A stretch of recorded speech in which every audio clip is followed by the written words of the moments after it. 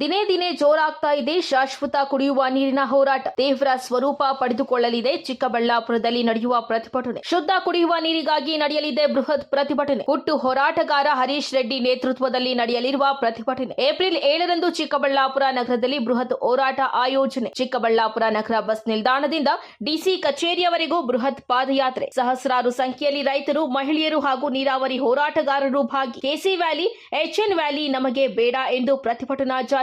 ಬೆಂಗಳೂರಿಗೆ ಕಾವೇರಿ, ಬಯಲು ಸೀಮೆಗೆ ಬೆಂಗಳೂರಿಗರ ಕಕ್ಕಸ್ ನೀರು, ನಮಗೆ ಕಕ್ಕಸ್ ನೀರು ಬೇಡವೇ ಬೇಡ ಎಂದು ಹೋರಾಟಕ್ಕೆ ಇಳಿಯುತ್ತಿರುವ ಹರೀಶ್ ರೆಡ್ಡಿ. ಪ್ರತಿಭಟನೆಯ ಬಗ್ಗೆ ರೂಪುರೇಷೆಗಳನ್ನ ಸಿದ್ಧಪಡಿಸುತ್ತಿರುವ ಹೋರಾಟಗಾರರು. ಚಿಕ್ಕಬಳ್ಳಾಪುರದಲ್ಲಿ ಕುಡಿಯುವ ನೀರಿಗಾಗಿ ಕಾದು ಕೂತಿರುವ ಜನತೆ. ಏಪ್ರಿಲ್ 7ಕ್ಕೆ ಬೃಹತ್ ಹೋರಾಟದ ಸಜ್ಜು. ದಿನೇ ದಿನೇ ತೀವ್ರಗೊಳ್ಳುತ್ತಿರುವ ಶಾಶ್ವತ ಕುಡಿಯುವ ನೀರಿನ ಬೇಡಿಕೆ ಇದೀಗ ಚಿಕ್ಕಬಳ್ಳಾಪುರದಲ್ಲಿ ದೊಡ್ಡ ಮಟ್ಟದ ಹೋರಾಟದ ರೂಪ ಪಡೆದುಕೊಳ್ಳುತ್ತಿದೆ. ಜನರ ಆಕ್ರೋಶಕ್ಕೆ ವೇದಿಕೆ ಸಿದ್ಧವಾಗಿದ್ದು, ಏಪ್ರಿಲ್ 7ರಂದು ಭಾರೀ ಪ್ರತಿಭಟನೆ ನಡೆಯಲು ಸಿದ್ಧತೆಗಳು ಜೋರಾಗಿದೆ. ಹುಟ್ಟು ಹೋರಾಟಗಾರ ಹರೀಶ್ ರೆಡ್ಡಿ ನೇತೃತ್ವದಲ್ಲಿ ನಡೆಯಲಿರುವ ಈ ಪ್ರತಿಭಟನೆ ನೀರಿನ ಸಮಸ್ಯೆಗೆ ಶಾಶ್ವತ ಪರಿಹಾರ ಒತ್ತಾಯಿಸುವ ಉದ್ದೇಶದಿಂದ ಆಯೋಜನೆ ಮಾಡಲಾಗಿದೆ. ಚಿಕ್ಕಬಳ್ಳಾಪುರ ನಗರ ಬಸ್ ನಿಲ್ದಾಣದಿಂದ ಡಿಸಿ ಕಚೇರಿಯವರೆಗೆ ಭಾರೀ ಪಾದಯಾತ್ರೆ ನಡೆಯಲಿದೆ. ಈ ಹೋರಾಟದಲ್ಲಿ ಸಾವಿರಾರು ಸಂಖ್ಯೆಯಲ್ಲಿ ರೈತರು, ಮಹಿಳೆಯರು ಹಾಗೂ ನೀರಾವರಿ ಹೋರಾಟಗಾರರು ಭಾಗವಹಿಸುವ ನಿರೀಕ್ಷೆ ಇದೆ. ಕೆಸಿ ವ್ಯಾಲಿ ಮತ್ತು ಎಚ್ಎನ್ ವ್ಯಾಲಿ ಯೋಜನೆಗಳ ವಿರುದ್ಧ ಜನರ ಅಸಮಾಧಾನ ಉಗ್ರ ಸ್ವರೂಪ ಪಡೆಯುತ್ತಿದ್ದು, ನಮಗೆ ಕಕ್ಕಸ್ ನೀರು ಬೇಡ ಎಂಬ